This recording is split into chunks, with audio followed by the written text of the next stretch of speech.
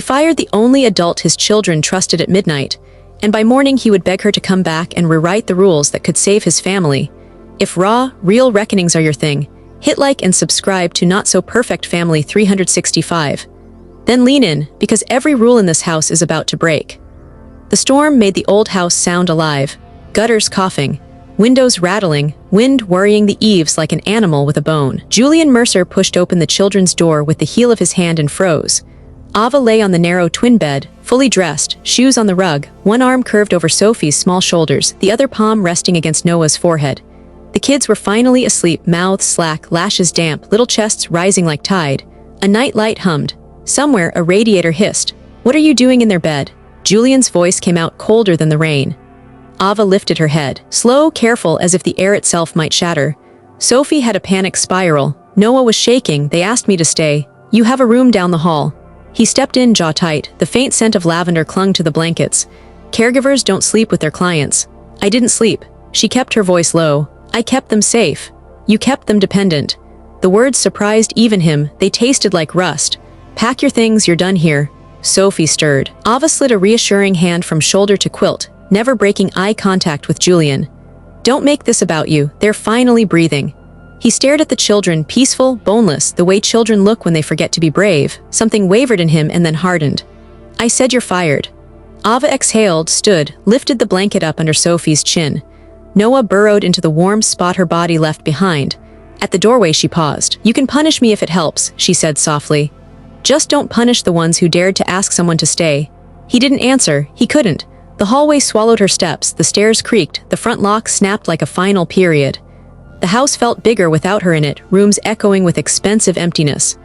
Julian stood alone in the children's room and waited for the inevitable, the whimper, the thrash, the silver scream that had become the soundtrack since their mother's funeral. It didn't come. There was only the small sawtooth sound of sleep. He sat on the rug. The radiator hissed again. In the thin, domestic quiet, memory came for him. Rebecca laughing from the kitchen, flour on her wrists. The first time Noah had a night terror and she had crawled into his bed, whispering stories into the dark until the fear unknotted. She'd called it being a roof. He had called it coddling. She wasn't here to argue. On the nightstand lay a slip of paper, folded once. He opened it. The handwriting was steady. "Don't punish the ones who dare to stay." Ink bled a little where a raindrop had fallen. He imagined her at the threshold, pausing just long enough to write, to ask him to be the roof he'd refused to be. By the time the clock in the hall struck 2, the storm had wandered east. He stood, tucked the note into his wallet, and went downstairs to the security alcove beneath the back stairs. A console the size of a small altar, all blue diodes and meticulous control. If she had staged anything, he would see it here. Pills. Recordings, proof he hadn't failed. He scrolled feeds, exterior gates, kitchen, corridor, playroom. The cursor hopped to nursery cam 2. The thumbnail was gray. He clicked. A message blinked back at him. Feed offline, disabled 5:17 p.m. He leaned closer. The log showed the same status for weeks. Not a glitch. A choice. He returned to the doorway of the children's room and looked up at the black bead of the lens. Someone, maybe Ava, maybe a nanny before her, had put a small round sticker over it, the kind you use to cover a laptop camera. Next to the lens, taped to the molding, a crayon sign Sophie must have made. A square house under a crooked sun. In the silence that followed, Julian finally heard what he'd been trying not to hear all year. Not the hum of electronics or the clatter of control, but the soft, ordinary murmur of two sleeping kids who, for the first time in months, did not need to be brave. He closed the console window and for once didn't turn it back on. By morning the storm had wrung itself dry. The city looked rinsed and ordinary. Julian found the community center on a side street with a hand-painted sign and a basketball net missing its last loop. Inside, fluorescent lights hummed over a circle of teenage girls bent over notebooks. Ava sat cross-legged on the floor with them, a pencil tucked behind her ear, hair pulled into a no-nonsense knot. She laughed at something a kid said, not performative, easy, unguarded. When she saw him in the doorway, the air in the room changed, the way classrooms do when a principal appears. One of the girls slid a little closer to Ava, chin up, ready to square off with a billionaire if required. "It's okay," Ava murmured. She rose, dusted her jeans, and met him in the hall that smelled like lemon cleaner and old wood. "I was wrong." No preamble. He felt the words scratch his throat on the way out. "I didn't listen. I made it about control. I fired you in front of them." "In front of them is the part that matters," she said. "They'll remember that more than your title." He swallowed. "They slept, both of them. I haven't seen that since." He didn't say Rebecca's name. It hovered anyway. Ava folded her arms. If I come back, there are conditions, non-negotiable. Name them. Dinner at the table, every night you're in town, no phones, no business talk. Done. No cameras in children's spaces. Not disabled, removed. They're already off. He surprised himself by saying a sticker over the lens, I didn't know until last night. Then take them down. He nodded. House rules get written with the kids at kid height where they can touch them. Consent for hugs, knock before entering rooms. I'm sorry as a sentence, not a strategy. He almost smiled. You rehearsed that. I lived that. She tipped her head, measuring him. And when you're wrong, say it without a committee drafting your remorse. I will. He meant it more than he expected. And I'm not staff, she added. I'm not there to make you look good. I'm there for Sophie and Noah. Call it mentor, call it caretaker, call it the person who stays. Partner, he said before he could edit himself. In their care, something in her shoulders loosened. Careful with words like partner, Julian, people hear echoes. I'll live with the echoes. Her mouth softened, just enough to be almost a smile. One more thing, you will read, badly if necessary, bedtime. I'm catastrophically bad at voices. They don't care, she checked her watch. A whistle shrieked in the gym. I'll be there at 7 tomorrow, I won't tiptoe. If you want compliance, hire a mannequin. If you want connection, we'll try my way. I want them safe. Safe isn't silent, she said.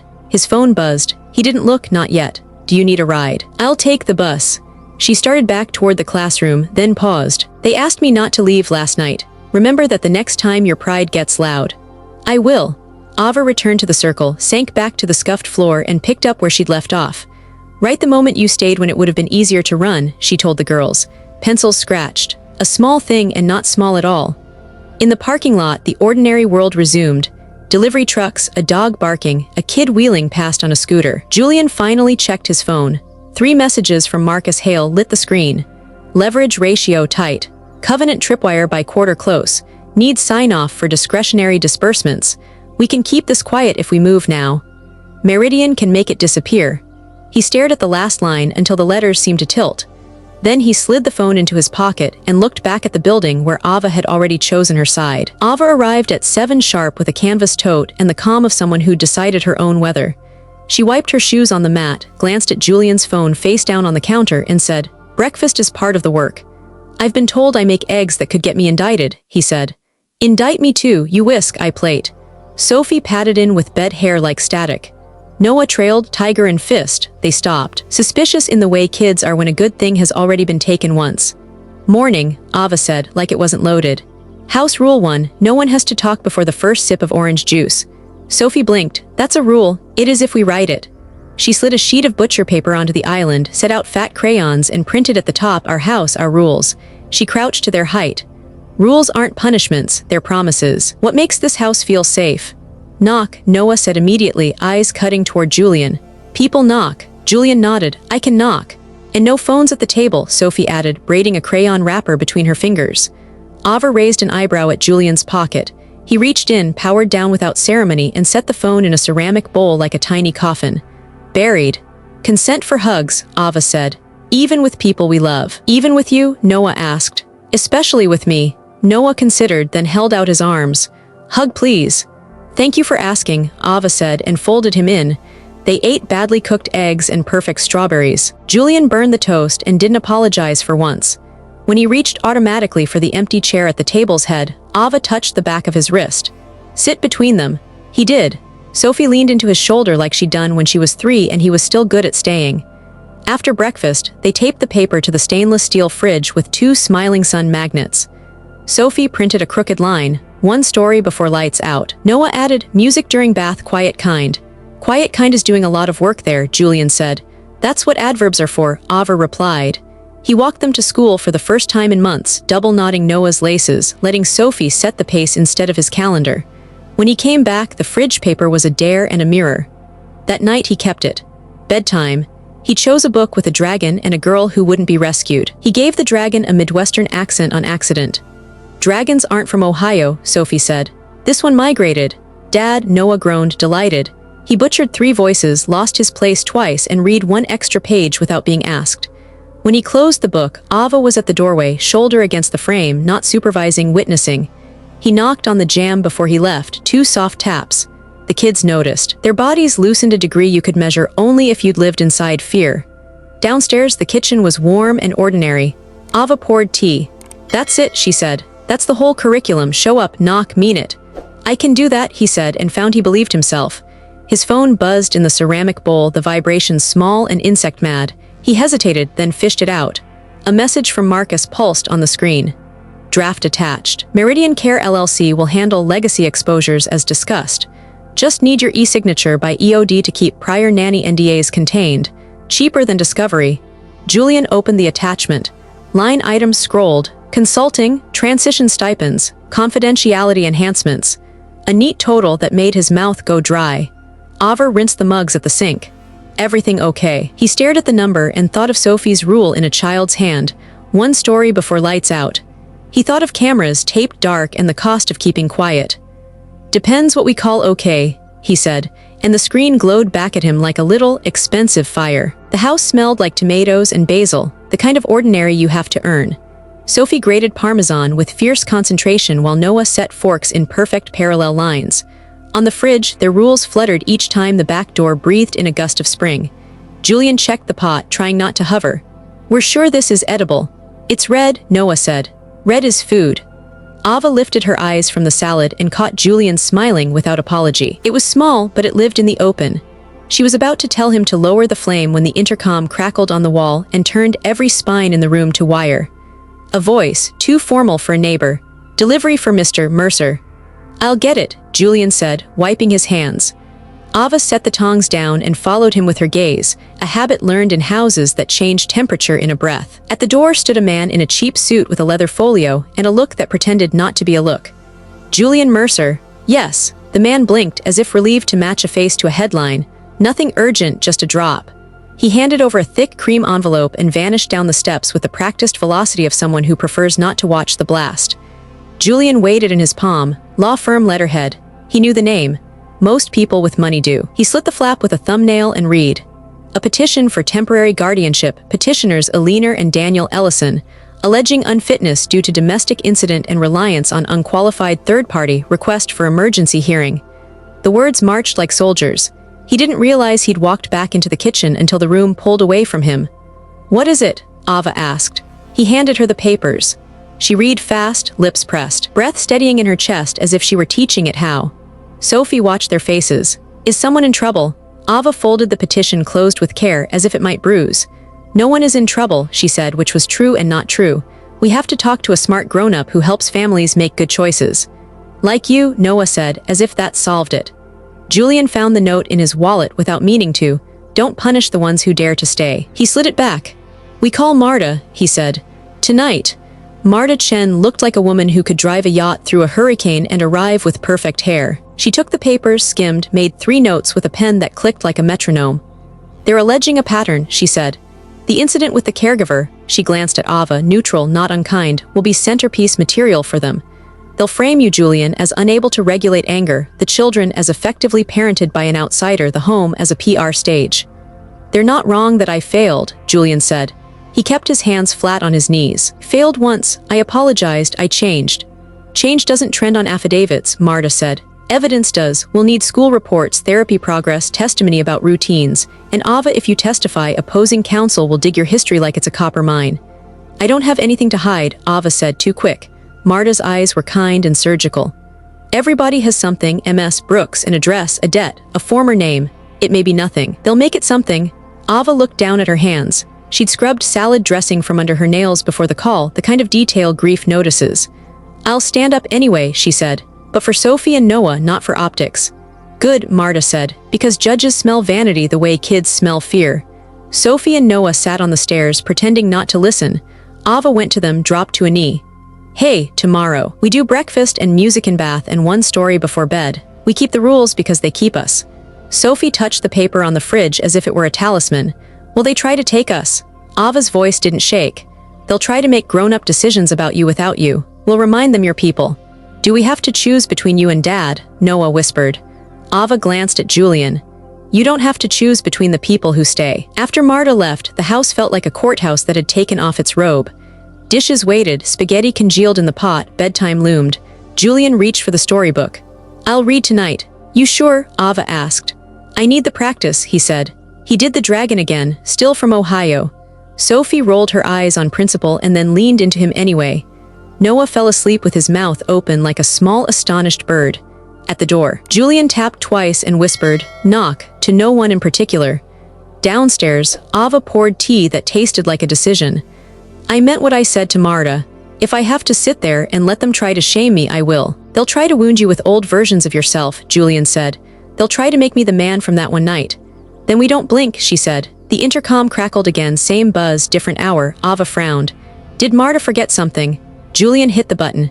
"Yes," a new voice, smooth as a lacquered table. "Evening, delivery for MS Ava Brooks." Ava and Julian exchanged a look. He opened the door. A woman in a wool coat stood on the stoop with a slim envelope and a clipboard. "MS Brooks. I'm Ava." The woman's smile was polite and mercenary.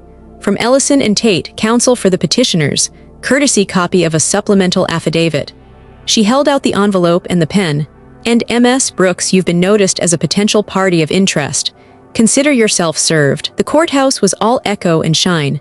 Marble floors that made footsteps sound like declarations, ceilings that insisted on posture. Julian sat stiff beside Marta. Ava sat one chair back, palms flat, as if bracing the table with her hands. Across the aisle, Eleanor and Daniel Ellison arranged their grief like a still life, pearls, silver hair, a folded handkerchief. "Case number 17-1432, the clerk called. "Petitioners seek temporary guardianship of Sophie and Noah Mercer." Judge Alvarez entered with the calm of someone who'd watched people confuse wealth with wisdom for 20 years. "Counsel," she said, "make me care about facts." Opposing counsel rose first, voice velveted for the room. "Your Honor, the father has demonstrated instability. He terminated a caregiver in the middle of the night after an inappropriate boundary breach. She was found in the children's bed, and the minors are, in effect, parented by a rotating cast. The petitioners can provide continuity and blood." Marta didn't look at the other table. "Continuity is not a synonym for competence," she said. "And blood is not a proxy for love. We'll show the children's recent progress. Sleep normalized, school attendance restored, tantrum frequency down. We'll show a home that finally knocks and a father who learned how." Julian winced at hearing his learning curve spoken out loud. He kept his eyes on the judge and away from Eleanor's frost. The school counselor testified first. Measurable gains, fewer nurse visits, one note about Sophie drawing a house with rules on the fridge. The pediatric therapist followed. Night terrors decreasing, children using the phrase "ask before hugging."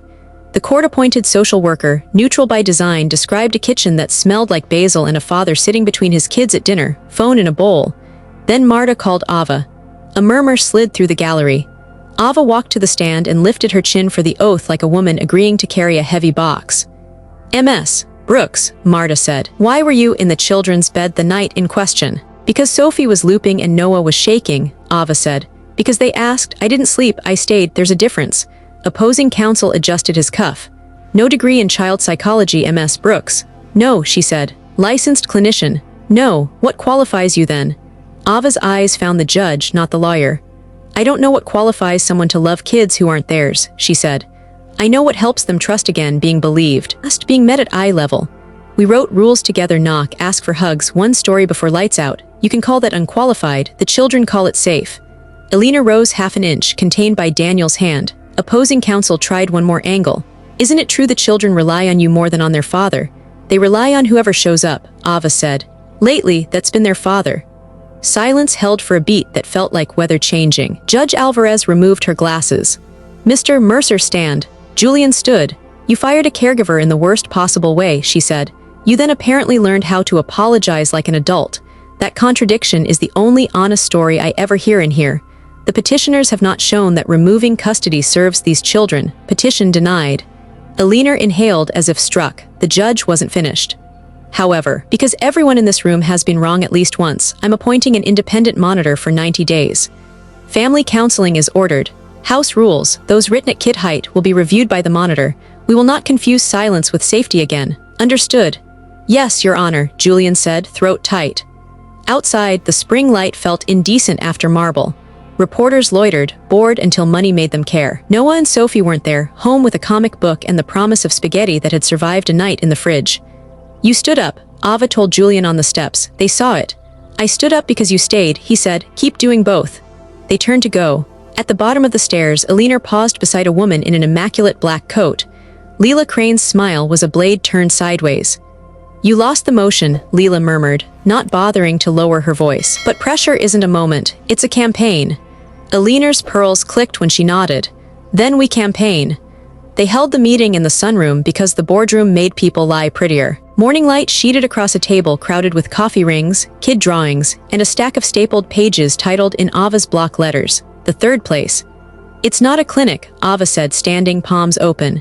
Not school, not foster placement, it's the bridge where kids relearn safety without being processed like packages. Rules at kid height. Consent for hugs. Dinner that's a ritual, not a reward. Survivors as mentors with clinicians in the loop. A tech philanthropist in sneakers leaned forward. Metrics. Attendance, sleep logs, school notes, Ava said. But the real metric is this. She tapped the drawing of a house with a crooked sun. When they stopped bracing. Julian watched the room and the woman in it. She had the air of someone who could build a roof with her hands and dare you to call it shelter. Marcus Hale cleared his throat. Love the heart, truly, he said in the tone of a man about to neuter something. But our leverage ratio is tight. A splashy new program invites scrutiny. PR risk, compliance risk.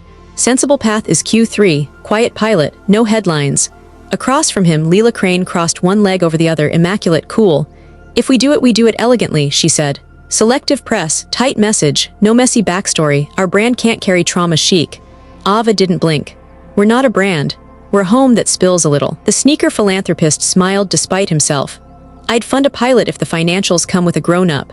Grown-ups we have, Marcus said, as if volunteering and vetoing at once. Let's circle in 2 months. Julian turned a palm up. We circle today, we start now. The words surprised him with how ready they'd been, lined up inside his ribs. Leela's glance slid to him, all history and threat. You're committing your name to an unpolished narrative, she murmured. Names crack when the story isn't controlled. Maybe we stop controlling stories and start telling the truth, he said. Truth is never the headline, she replied. It's the correction no one reads. Ava watched the volley like a tennis match she didn't plan to play. We don't need a ribbon cutting, she said. We need a room, 2 counselors, 6 folding chairs, kids will do the rest. Julian nodded, approved. Marcus's jaw flexed. Signed where? Community budget, transparent, no slush. Something passed over Marcus's face, brief, like a cloud over a hard noon. Understood. Philanthropist scribbled a number on the pledge card. Half now, half when you show me sleep, he said to Ava. I want to see fewer nurse visits and 1 bad dragon voice per parent. Done, she said. When the meeting broke, Leela cornered Julian in the hall beneath a collage of crayon suns. You're choosing her over me, she said lightly, like a joke with a blade inside. I'm choosing my kids, he said. If that looks like choosing her, maybe that's the point. I took knives for you in rooms you never entered, she said. Don't forget who held your mess together. I remember, he said. I also remember who told me to bury it. Her smile thinned. Then consider me mercilessly professional from now on.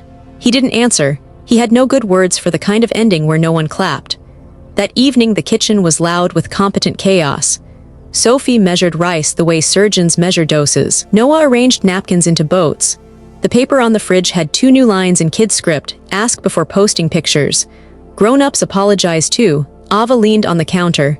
The pledge cleared, she said. We can hire 2 part-time mentors. Hire 3, Julian said. I'll cover the delta. Look at you not saying run that by Marcus, she teased. He tried to make it a joke. Marcus will live. Marcus did, in fact, appear ghosting into the doorway like a conscience with a spreadsheet. Quick signature, he asked, lifting a leather folio. Routine vendor setup. Julian wiped his hands and signed the top form without ceremony. Marcus slid the pages back, but a glossy trifold slipped out and skated across the tile, landing against Julian's shoe. He bent to pick it up.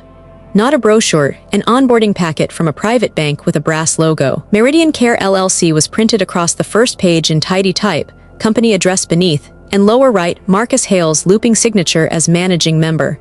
Julian looked up. Marcus's face did not move. Different arm for community disbursements, Marcus said smoothly. Keeps optics clean. Or dirty, Julian said, a beat stretched. We can discuss structure in the morning, Marcus replied, already turning.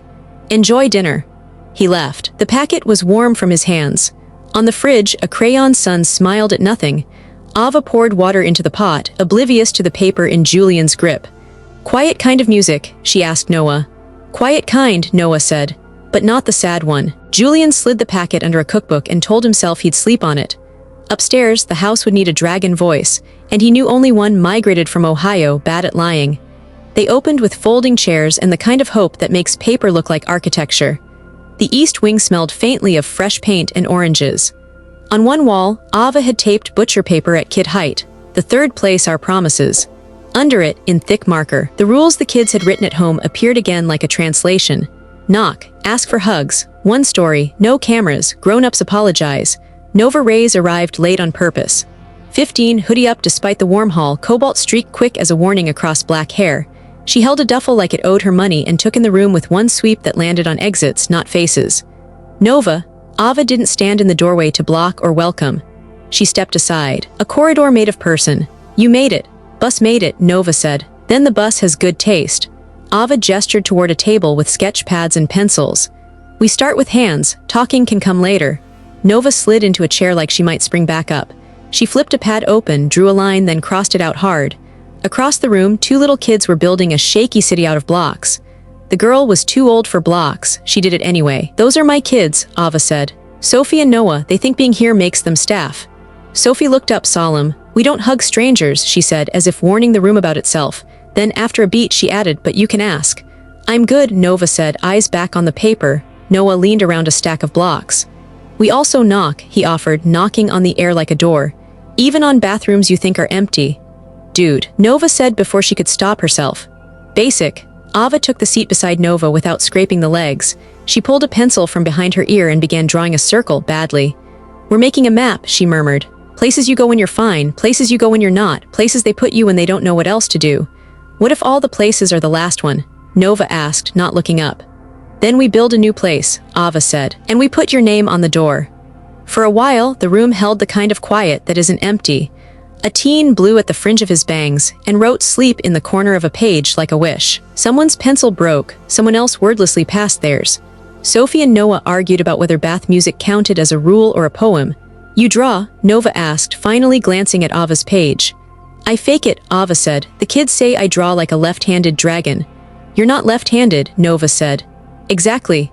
The corner of Nova's mouth lifted, half a laugh, half a fracture.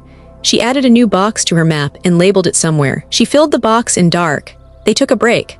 Ava shooed the cluster toward lemonade like a mother bird who didn't trust gravity. Nova didn't drink. She drifted instead, the way some kids learn to move through houses, seeing without being seen. At the end of the hall, a door stood mostly closed. Inside, the conference table was spread with the real bones of the place. Intake schedules, mentor rosters, training notes. A draft safety matrix Ava had argued into plain English. The room was supposed to be empty. It wasn't. Leela Crane stood at the far end in a winter white coat no one else would wear in spring, phone angled low. She wasn't framing the smiling art on the wall. She was framing the papers. The flash was off. Her face held the calm of a woman doing something she planned to deny. Nova flattened into the shadow of the hallway and watched through the narrow triangle of view where door met jam. Leela flipped a page, took another shot, then another.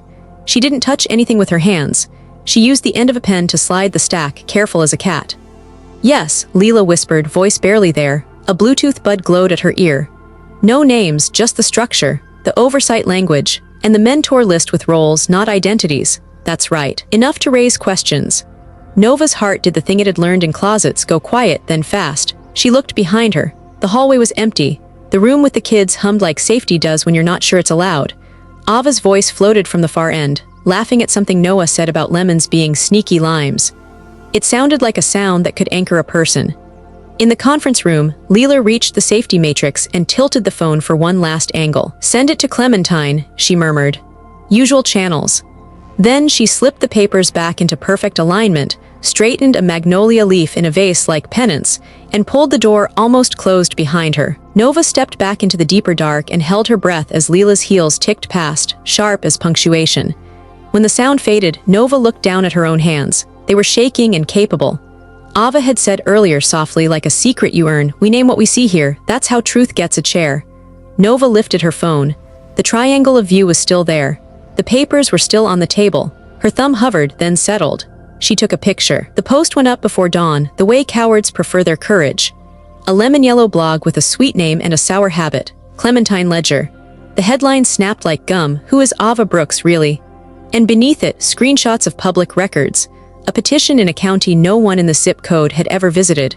A line that read Ava Renee Simmons, name change granted at 18. a collage of insinuation arranged to look like fact. Julian read it in the kitchen with the kettle shrieking and didn't realize the whistle belonged to him until Ava reached past and shut off the flame. "You're up early," she said. "Clementine's up earlier." He kept the tablet face down, a courtesy he'd learned too late and was trying to master. Was your name Simmons?" Ava eyed the silent kettle, then him. "Is this you asking me or you letting a blog ask for you?" "Both," he said. Because the truth was already in the room, she took a breath that looked like a decision. "I was Ava Simmons until the week I turned 18. I stood in line at a courthouse that smelled like dust and lemon oil and told a clerk I was tired of carrying a man who'd quit being a father and a boyfriend who liked my wallet more than my face." Her mouth tilted, humorless. "He liked my signature best." "Evan," Julian said. Her gaze flicked to him, conceding the name a shape. "He used my social to open a store account for things we never owned, sneakers, a chain, a watch with stones that fell out by winter. He called it building credit. Mine. I learned what collections calls sound like when you're 17 and out of places to sleep, so I took my grandmother's name, Brooks. She worked graveyard at a laundry for 27 years and never stole a thing but time to hum." Julian nodded, slow. "Thank you for telling me. You want to know what I didn't do?" Ava said. "I didn't change my name to hide from children." "I didn't think you did," he said, then ruined it. "Are there any other names I should know?" It was small, it was everything. Her face shuddered like a shop at closing. "That question belongs to men who collect women like paperwork." "I deserve that," he said. "I'm trying to be better at the part where I trust what I can't audit." "Try harder," she said, not unkind. Sophie clattered in, hair a lightning cloud, Noah behind her with a tiger and a plan. The paper on the fridge rippled in the morning draft. Grown-ups apologized too. Julian set 2 bowls, poured cereal and said it without committee notes. "I'm sorry, Ava." "Thank you," she said, and the apology did what good apologies do, it made more room, not less. By afternoon, Clementine had metastasized into a dozen smaller mouths. A local anchor teased an upcoming segment. Questions swirl around safety oversight at Mercer's new 3rd place. Leela texted 3 times before Julian called. "Say nothing," she said, voice lacquered. "We control what we don't answer."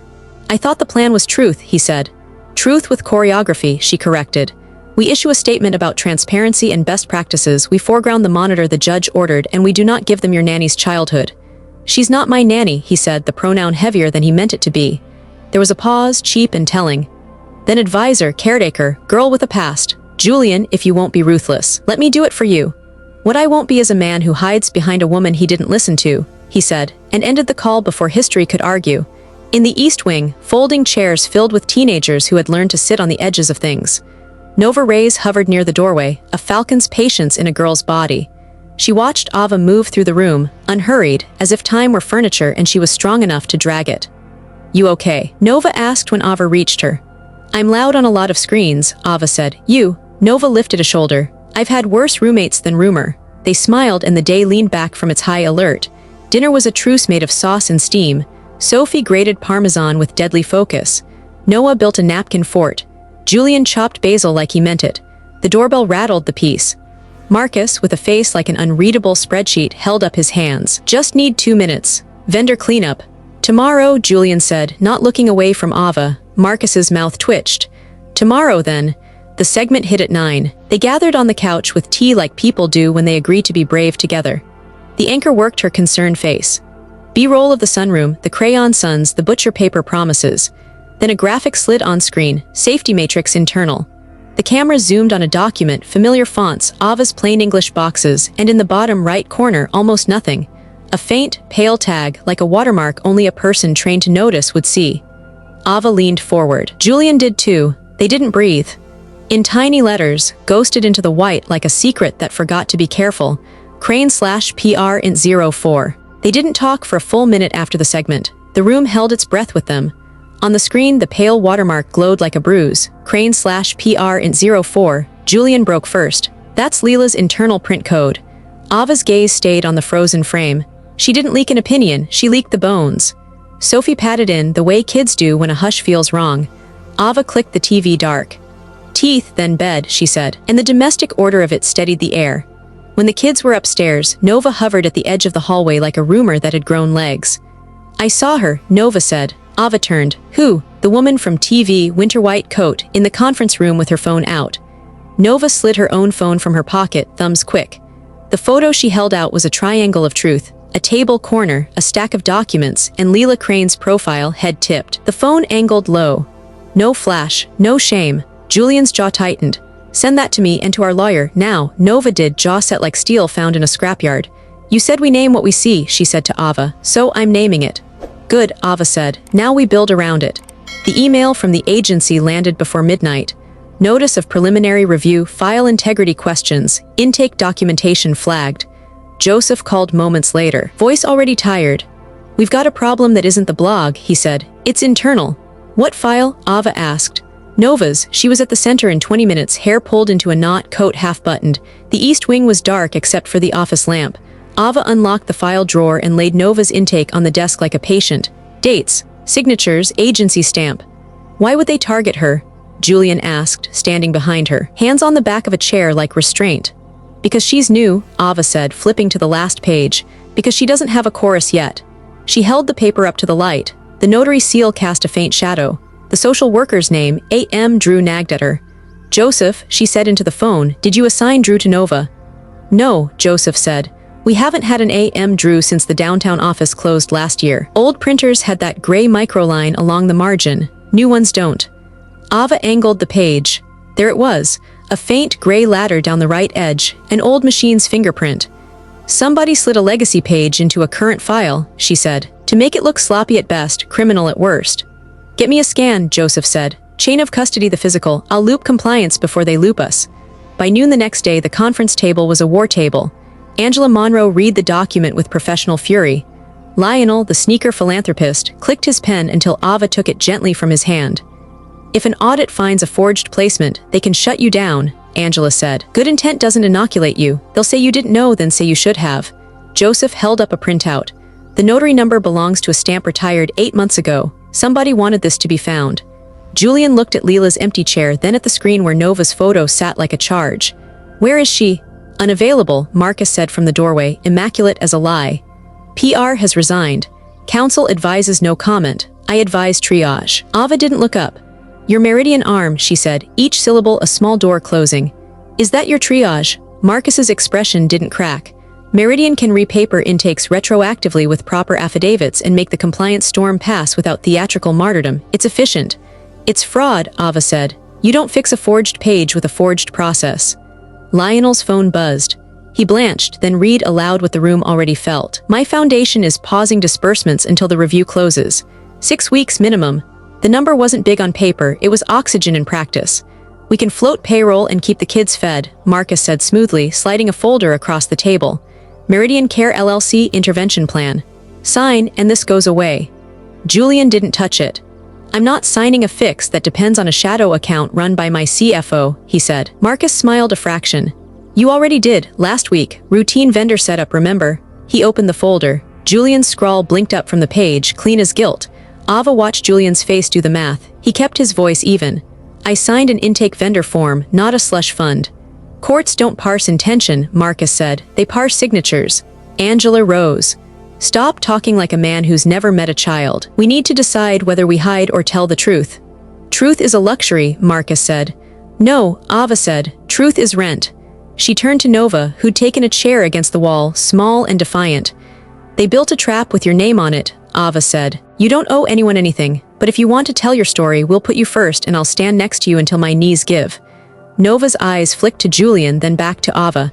I'm not a case file, she said. Let them see that. She lifted her chin. I'll speak. Lionel exhaled. If you go public, the donors will scatter. Maybe the wrong ones, Angela said. Joseph looked at his watch. Agency will issue a press note by 4. If you want to go first, you've got 2 hours. The room went very still. Julian reached for the Meridian folder, not to sign, but to lift it. He walked it to the trash and dropped it in like something that still burned. Then he turned to Ava and Nova. We go first, he said. You won't stand alone. Ava nodded once. 9 a.m. tomorrow, sunroom, no choreography. The decision settled like a weight you choose to carry. The fire alarm chirped. Low battery. Absurd and human. Everyone flinched anyway. As if cued, a courier appeared in the doorway holding a red envelope with a state seal. Notice for Mr. Mercer, he said. From the Department of Children and Families.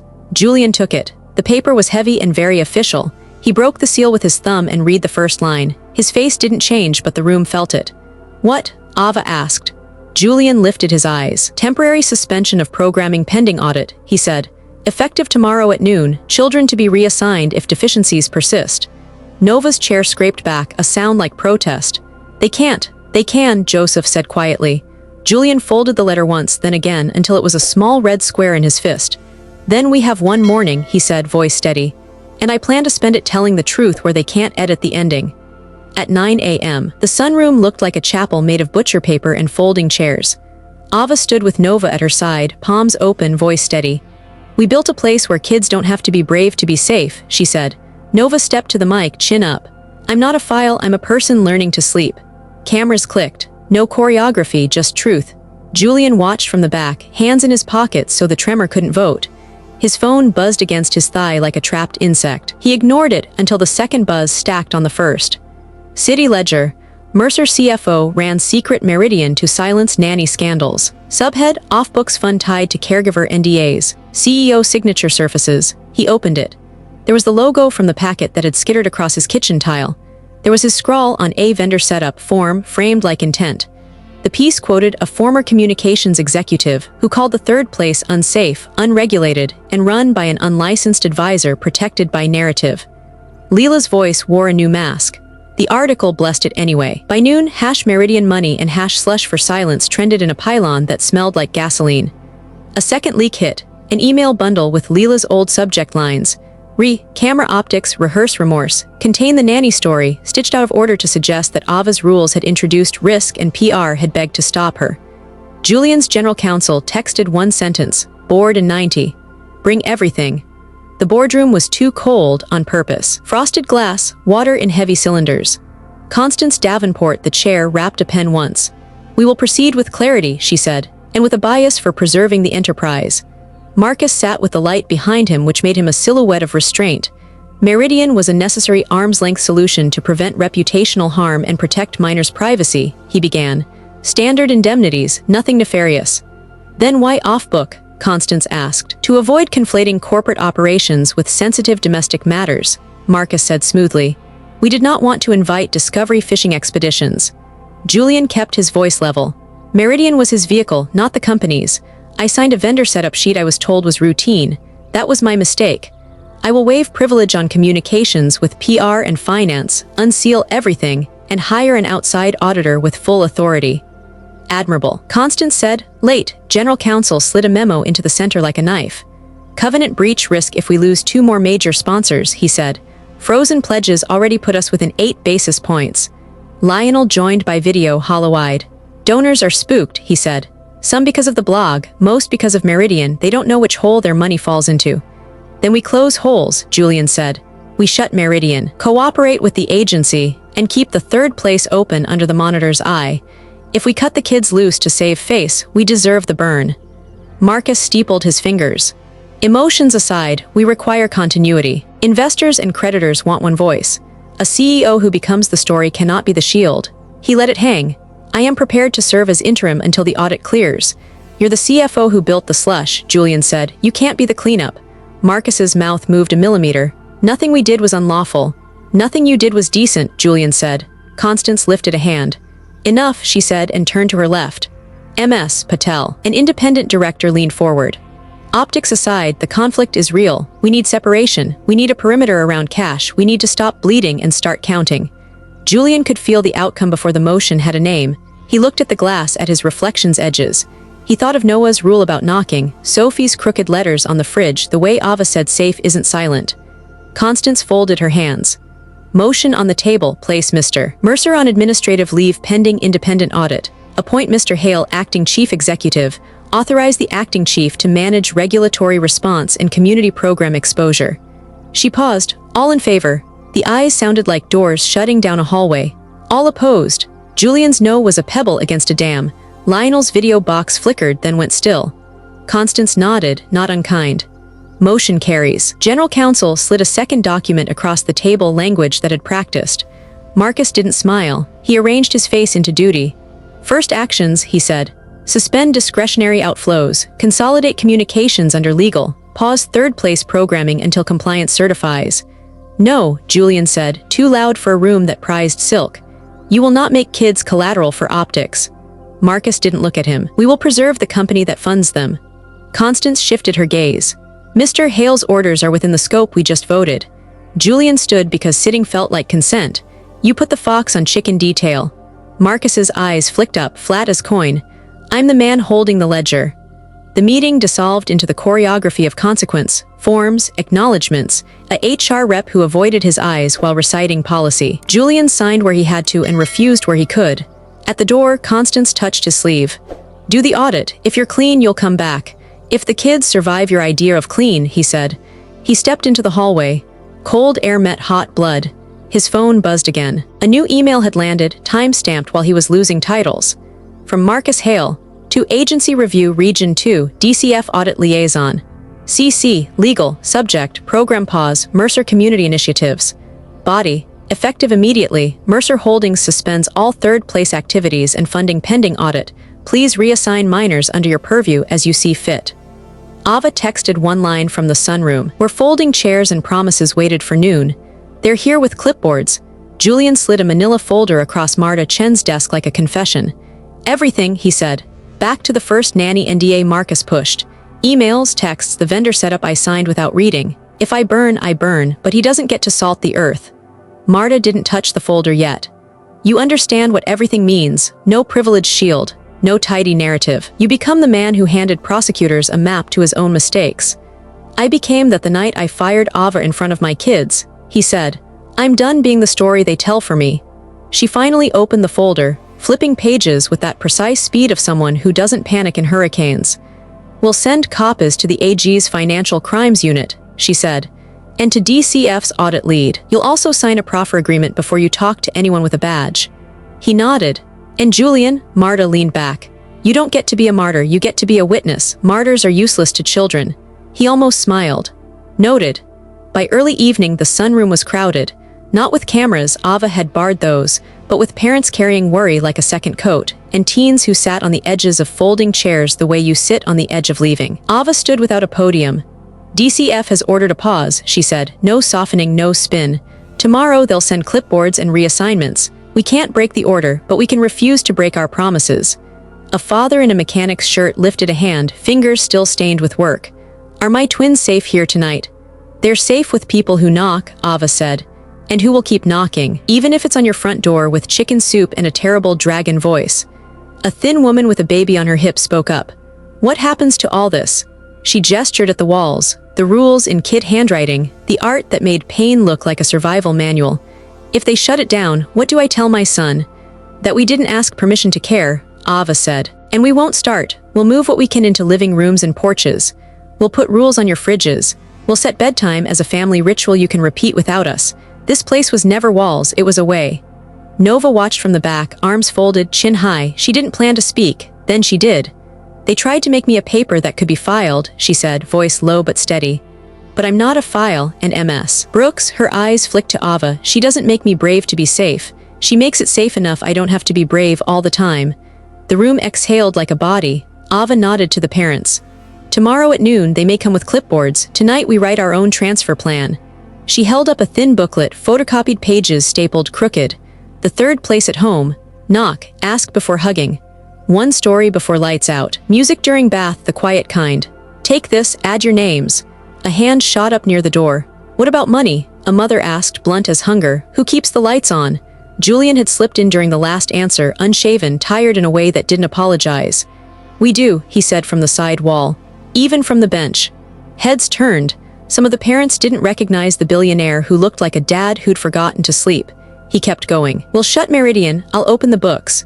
If my signature helped build a bad thing, my hands can help carry it to the curb. Ava's eyes found his. She didn't smile. She didn't need to.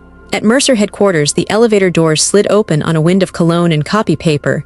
Two investigators from the AG's office stepped out with a warrant that announced itself.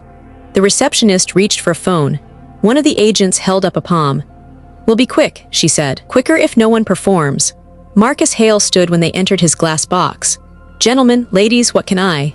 Warrant for records relating to Meridian Care LLC and associated disbursements. The lead agent said, already unspooling an evidence bag. Another agent moved to the server room with IT. A third began opening drawers with the indifference of a person unbothered by men with titles. Marcus's smile made a noise only cameras hear.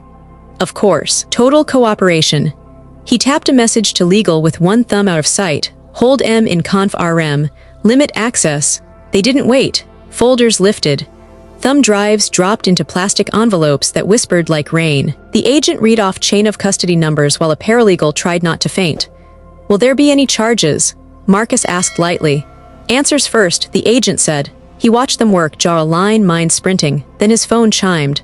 Clementine, tip line open. A second ping, an internal alert from legal. GC received voluntary production from Mercer J.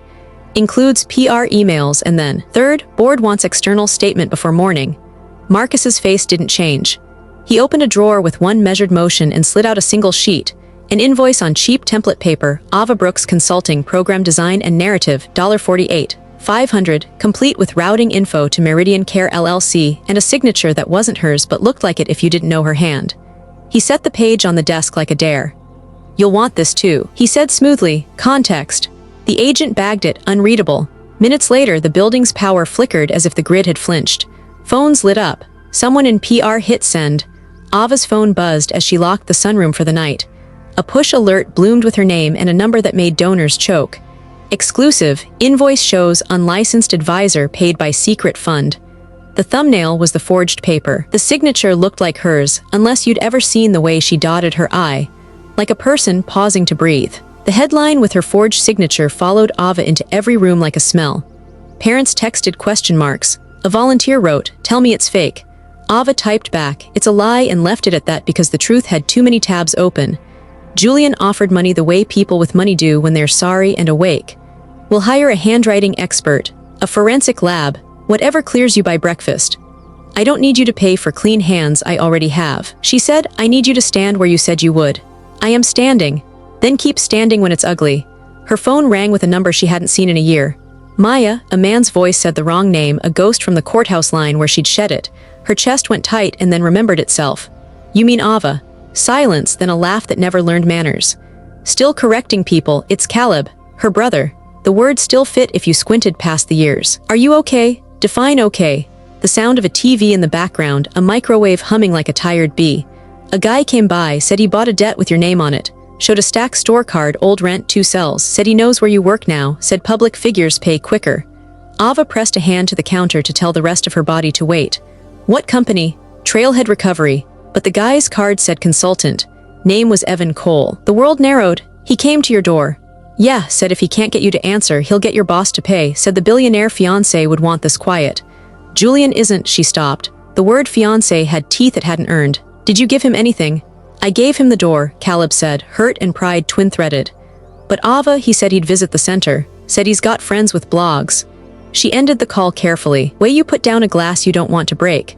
When she turned, Julian was there, hands open. Tell me, she did. He went cold in a professional way. We'll bring DCF liaison and the police into this, and my security. He doesn't get within a block of these kids. I'm not turning this place into a checkpoint, she said. We're a home, not a fortress. We're a home with locks, he said. It's not either Slash or. Ava called Joseph, then Marta, then the precinct. She used the words harassment, identity fraud, consumer protection, because those words make officers sit up straighter. She filed a report and sent Caleb a list of phrases to read if anyone knocked. I do not consent. Put it in writing. Attorney contact is, she typed steady. Her hand shook after. Night took the house and made the windows into mirrors. Upstairs, she checked Sophie and Noah, loose-limbed, mouths open in the arrogance of sleep. The paper on the fridge fluttered in the AC's small wind. Grown-ups apologized too. Downstairs, Julian printed the forged invoice 3 times and circled the eye dots with a red pen. Yours are high, he said. This one's low and mean. He sounded like a man trying to love her in forensics. Her phone buzzed again. Unknown number local. She let it ring. A text arrived a second later. Pick up Ave, it's business. Then a photo slid in the sunroom scene from outside through glass, empty chairs, the butcher paper with the promises taped at kid height. She dialed. Evan answered on the first half ring. There she is. You're not a collector, she said. You're a man with a burner and an old list. I'm a man with options, he said, cheerful like a payday loan. You want yours, pay the legacy balance or do a little PR for me. Go on your little live stream tomorrow and say the Meridian money passed through your hands. Clean, simple, I get traffic, you get to keep your halo. And my kids, she said, because that's what Sophie and Noah were in her mouth now, not metaphors or charges but a plural. Oh, relax, he said. I'm not a monster, I don't touch kids, I touch stories, and right now your story is trending. You come near this place again and you'll learn what a community does when it stops being polite, she said. Her voice didn't rise, it cooled. He chuckled. You think the billionaire can buy you thunder? I sold your debt to people who like noise. A pause, then soft like a gift with a blade inside. 12 noon's a busy hour, Ava. Would be a shame if your audit people showed up to a spectacle. The line clicked dead. Julian was already calling Marta, then security, then Joseph again. Ava stared at the photo until her eyes burned the chairs into negative. He's not getting our morning, she said. How do you plan to stop him? Julian asked. The same way we stop everything else, she said. We show up before the chaos does. She printed 20 more copies of The Third Place at Home and stacked them by the door. She filled a cooler with juice boxes like a person preparing for a field trip, not a siege. She wrote 3 names on a list labeled Porch Team, parents who would greet any stranger with a clipboard and a smile that meant lawyer. At 11:59 the next day, the driveway filled with cars that did not belong to anyone who'd ever asked for bath music. Ava wiped her palms on her jeans and went to the door. On the top step, not Evan, not a blogger, Leela Crane stood with a slim folder and a face that had learned new expressions. Ava, she said, almost kind, we need to talk. Leela didn't step inside until Ava nodded once. The noon glare turned the foyer into a confessional. Out by the curb, state sedans idled, 2 DCF auditors waited with clipboards and a politeness that felt like latex gloves. I leaked the safety matrix, Leela said, voice small for a woman who'd sold hurricanes. I didn't forge the invoice, I can prove who did.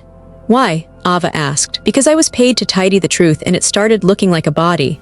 Leela held up a thumb drive, texts, calls, Marcus's back channels.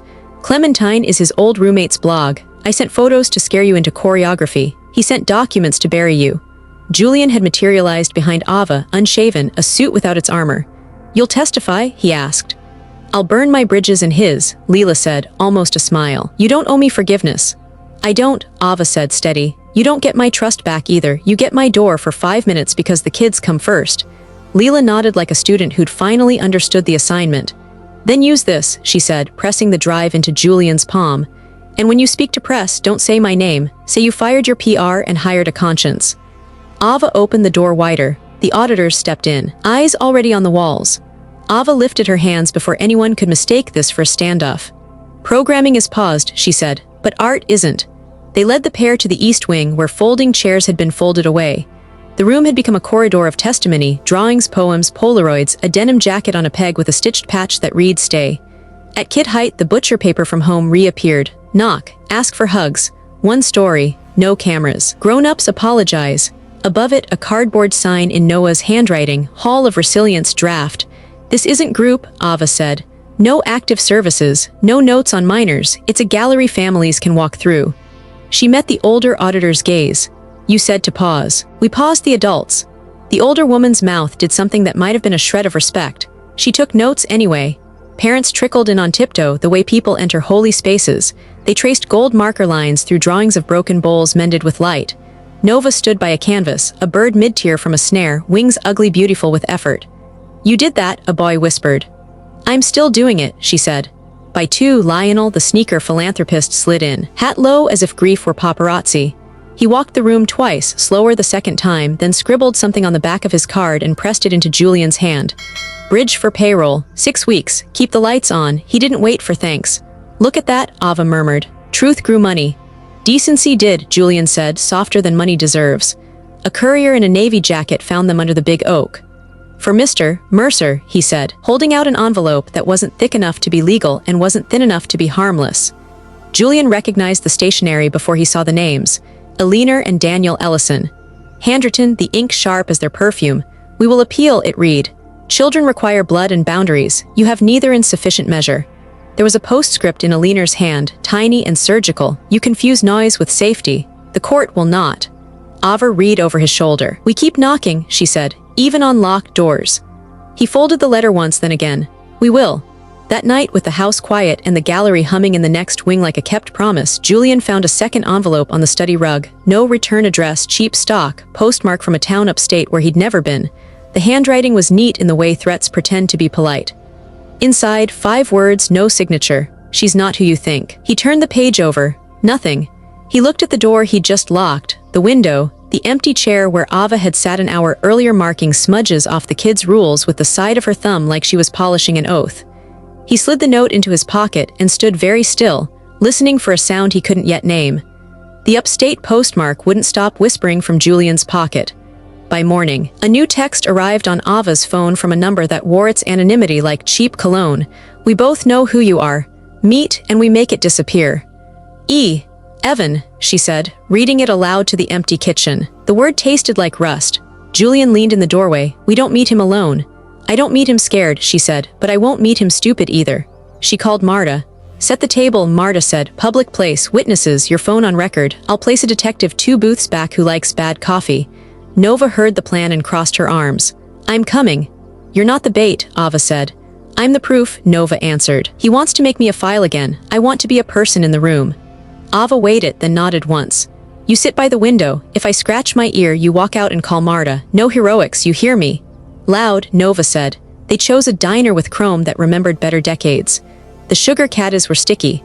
The waitress called everyone honey without discrimination. A mirror ran the length of the wall, turning the room into an error message of faces. Evan arrived with a tan blazer that had lost its fight with the dry cleaner. He took off his sunglasses like someone practicing fame. "Ave," he said, sloppy affection for name she didn't wear anymore. "You look funded." "Sit," she said. He slid in, back to the room, a small man who'd learned to take up space with threat. "Trailhead owns a stack with your John Hancock," he said, tapping his pocket. "Fun part is, stories are worth more than sneakers. Say Meridian money touched your hands, and I'll sell your redemption arc to Clementine for, I dunno, a weekend rate." Ava set her phone on the table, screen down, microphone open. "You forged an invoice with my name," she said. "You want me to validate it, I won't." His grin showed a chip he'd never fixed. "You always did think you were smarter than the form. I didn't forge it, I commissioned it. Guy in my line has a notary stamp that retired before your hero program woke up. You can't teach old ink new tricks." "Who paid you to aim at me?" Ava asked. He shrugged. "Tip lines pay, CFOs pay better. Sometimes they just want a little nudge to keep a story messy." Her pulse stuttered. "Name," Evan smirked. "I'm not your confessional, I'm a businessman." "Then conduct business," Ava said, cool. She slid a clean release across the formica, clipped to a check for $500. Enough for the law to call it consideration, not enough to smell like hush. "Sign that you will not contact me or my family again. You will not step within 100 yards of the center. You will not represent any debt in my name. In return, I acknowledge nothing but your signature." He laughed. "You think paper keeps wolves away?" "Paper calls cops," Ava said. She scratched her ear. 2 booths back, a man in a windbreaker set down a mug. The door chimed. The detective approached at a pace that didn't scare the air. "Evan Cole," he said, plain as weather. "You're being detained on suspicion of identity fraud, harassment, and attempted extortion. We'll have questions about a forged instrument you've been shopping." Evan blinked, then got theatrical. "This is harassment. I'm a consultant." "Then consult this," the detective said, "and read him his rights." As the cuffs clicked, Evan's eyes went small and mean. "She's not who you think," he spit, jerking his chin at Ava. "She changes names like shirts." Ava didn't flinch. "I change locks," she said. "So kids sleep." They took him out past the pie case. The waitress refilled Ava's cup like the world had not just adjusted itself an inch. Nova slid into the booth across from her, hands shaking, mouth set. "You were steel," she said. "I was a roof," Ava answered, and her hands shook too. By afternoon, Marta texted a photo of a stamped complaint and a one-line victory. "Trailhead disclaims the debt. Records corrected. Invoice confirmed forged." Joseph forwarded an email from the agency. "Appreciate cooperation. Audit continues. Programming pause remains." Lionel sent a wire for payroll with an emoji of a shoe that almost made Julian laugh. They were stapling copies of the third place at home when Julian's phone pinged with a clerk's email. Subject line, Ellison v. Mercer appeal calendar. He opened it and stood very still. "They got a date," he said. "When?" Ava asked. He turned the screen. Hearing Friday 10:00 a.m. The same Friday ribbon the kids had drawn in crayon on the kitchen calendar for the opening of the Bridgeport site. Same hour. Same city, different rooms. Sophie ran in with a marker on her cheek and a fistful of tape. "Do we get balloons?" she asked. Ava looked from the screen to the child to the tape to the woman she was becoming when choices hit like weather. "We get there," she said. "All of us." Bridgeport didn't look like a ribbon cutting. It looked like lemonade in paper cups and daisies in washed-out soup cans. The second site's sign hung a little crooked. which made Ava like it more. Kids took turns at a thrift store mic, reading one sentence each from cards they'd written in thick marker. I survived sleeping with one shoe on because the other was for running. I survived the night no one knocked. I survived learning no is a full sentence. Applause in that room didn't sound like clapping. It sounded like relief. Julian stood near the back with a small velvet box in his pocket and a list of imperfect words in his head. I don't promise weather. I promise roof. He watched Ava lean down and whisper something to a boy who'd lost his place. The boy found it. Of course he did. Marta waved from the doorway, 2 fingers meaning okay for now. The monitor had signed off on gallery, not programming. Lionel handed over a bridge check with the sheepish pride of a man who'd remembered why he started giving in the first place. Lorraine passed out lemon bars and told anyone who'd listen that gold lives in cracks if you let it. Julian palmed the box. After he told himself, after speeches, after the kids went home feeling owned by no rumor, after he could take Ava to the small square of garden he'd quietly asked volunteers to string with lights. His phone buzzed. Harold's name. He answered, already annoyed at any world that interrupted. Mr. Mercer, Harold said, voice too even. The Ellisons collected the children for lunch at noon. The schedule has them back by 2:30. It's 4:10. Julian's grip tightened. Did they call? No, sir. A second buzz. Marta, document the missed return. Don't escalate yet. If you go soft. Text me the address. Ava was already reading his face. What? Eleanor and Daniel didn't bring them back. For a flash, he saw lawyers and injunctions and a repeat of marble floors and pearls. Ava put a hand over his fist until the box pressed into his palm like a pulse. We go, she said. Not with threats, with rules. Their lawyers will say we ambushed. Then we knock and leave if we're told to. But we look them in the eye and offer a way to be included that doesn't involve kidnapping by etiquette. On the way, she dug in her tote and pulled out a rubber-banded stack of index cards. The kids' promises shrunk to wallet size, laminated crooked. Knock. Ask for hugs. Bedtime story. No phones at dinner. Music during bath, the quiet kind. She slid one to Julian. We bring these like a peace flag. You think a card fixes blood and boundaries? He asked, too hard. No, she said, but it tells the truth in a way a petition never will. The Ellisons' house sat behind hedges clipped like arguments. The front walk gleamed. Somewhere a wind chime insisted on being nicer than the day deserved. Ava didn't wait for Julian to ring. She knocked exactly 2 soft taps. His new habit turned into an offering. Daniel opened. The last time she'd seen him, he'd let Eleanor do the contempt. Today, his jaw did it for both. You're outside your hour, Julian said, keeping his tone on the side of human. Daniel didn't move. We extended a visit with our grandchildren. You extend a brand. Ava held up the little card, not like evidence, like a recipe. We're not here to argue minutes. We're here to keep a routine that helps them sleep. Music at bath, story before lights. You can have part of it if you want. We can write the rules together. Our house has rules, he said. Good, she said. Let's put both on one page the kids can reach. From inside came the small thump of a book dropping, then Sophie's voice, high and brave. Grandpa, they knock now. Noah murmured something Ava couldn't make out, a string of syllables shaped like her name. Daniel's eyes flicked toward the sound. It was the smallest tell and all of them saw it. He didn't step aside. Eleanor is resting, he said. It's been a long day. We'll wait on the porch, Julian said. 15 minutes. If you send them out, we'll go. If you invite us in, we'll read. If you call your lawyer, we'll stand here and practice knocking. Daniel's mouth pressed into the line men use when they think dignity and power share a face. He started to close the door. It stopped halfway, caught by a hand that wasn't his. Eleanor appeared in the gap, pearls off, eyes raw in a face that had practiced not breaking for decades and failed this hour. She clutched a dish towel like a flag of truce. Her voice didn't reach the edges of the porch. I don't know how to get them to stop shaking when the tub drains, she said, the words tumbling, naked as the truth that finally outruns pride. She blinked hard and looked from the little card to Ava's mouth to Julian's hands. Then the towel lifted to her eyes as if it weighed 1,000 quiet years. Eleanor's dish towel trembled like a white flag. I don't know how to make them stop shaking when the tub drains, she said, voice smaller than pearls. Daniel says it's silly. I say it isn't, then I say nothing. Ava didn't step past the threshold. She held up the little laminated card like a recipe. We don't drain with them in, she said softly. We pull the plug after towels when feet are on the mat. Quiet music, count to 10 out loud. Let them choose the song, and we knock even on fear. Daniel looked at the card as if it were a subpoena. Julian kept his hands where the man could see them. We're not here to fight clock math, he said. We're here to hand off a routine. It's what makes sleep possible. Eleanor blinked hard, then stepped back. Come show me. The bathroom was museum clean and wrong for children. Ava knelt, lowered the water to a still, and spoke like she was teaching air. 2 songs. She told Sophie and Noah, who hovered in the doorway, eyes big. Your choice. We pull the plug after toes are dry. What about the roar? Noah asked. Ava tilted her head toward the drain. We tell it to hurry up. We own the sound, she said, and handed each child a plastic cup. Ears on, pour the water loud, we drown the drain.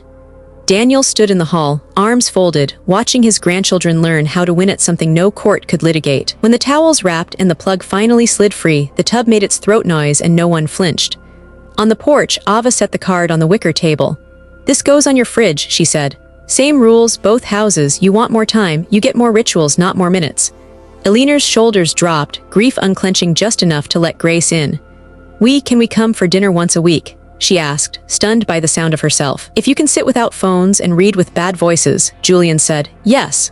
Daniel cleared his throat. We'll talk to our lawyer. Bring her to dinner too, Ava said. Marta drafted an addendum to the visitation order that afternoon. Eleanor signed first, pen shaking. Daniel signed like a man opening a gate. The appeal withdrew with a single sentence filed at 3:12 p.m. The kind of legal miracle that looks from the kitchen, like spaghetti and a bedtime story shared across people who used to keep score. That night, after the dishes and the dragon and the knocks, Julian walked Ava out under the old oak. Lights threaded the branches, the lawn smelled like cut green and chance. He didn't kneel, this wasn't theater, but he did take her hand, emptying it of lists. I can't promise weather, he said. I can promise roof. Her laugh caught in her throat. I'm not simple to love. I'm not simple, he said. We'll say sorry without committees and read badly on purpose. Will you stay and call it marriage? She let the silence be a test and then a home. Yes, she said, because it was already true. But we keep the rules where the kids can reach them. He slid a plain ring onto her finger, no story, just metal, then pulled a thin folder from his jacket. And this, he said, sudden and shy. Co-director, co-signer on the foundation accounts. Not because you're my future, because you already built the present. Don't make me cry on your paperwork, she said, crying on his paperwork. He laughed, wiped her cheek with his sleeve, and the oak made a sound like approval. 2 days later, the Hall of Resilience opened for real. No group, no services, only testimony hung at kid height. News crews were kept at the curb. Parents came with toddlers on hips and teenagers holding their own chins up. Angela walked a school superintendent past Nova's giant bird, ripping itself out of snare lines. Lionel tucked a quiet check under a paper cup of lemonade. Lorraine set out lemon squares and told a girl with a shaved head that gold lives in cracks if you let it. Ava stood in the middle and watched people read each other's survival out loud. Nova took the mic near the end, hand not shaking for the first time in a year. I used to think I had to be brave to be safe, she said. Now I know I can be safe enough not to be brave all the time. Applause at that volume felt like shelter. Sophie and Noah solemnly carried a wooden plaque they'd painted together, crooked letters, gold flecks. Ava knelt while they hammered it into the wall with a rubber mallet, the way you let kids dent the future. We stay, it read. The room hummed, and for a moment everything held. Julian laced his fingers through Ava's left hand, ring-catching light, and leaned close. Roof, he murmured. Roof, she echoed. The front door clicked. A man stood at the threshold in a tan blazer that had lost its fight with years, a baseball cap in his hands. Gaunt, older than his voice. He didn't look at the art. He looked at Ava like a person looks at a photograph they've carried too long. Ava, he said, and then with the wrong name that had once been hers, Maya. She felt the room tilt and right itself. You don't get to call me that, she said before he could make history smaller than the space. He swallowed, eyes bright. I know, he said. I'm your father.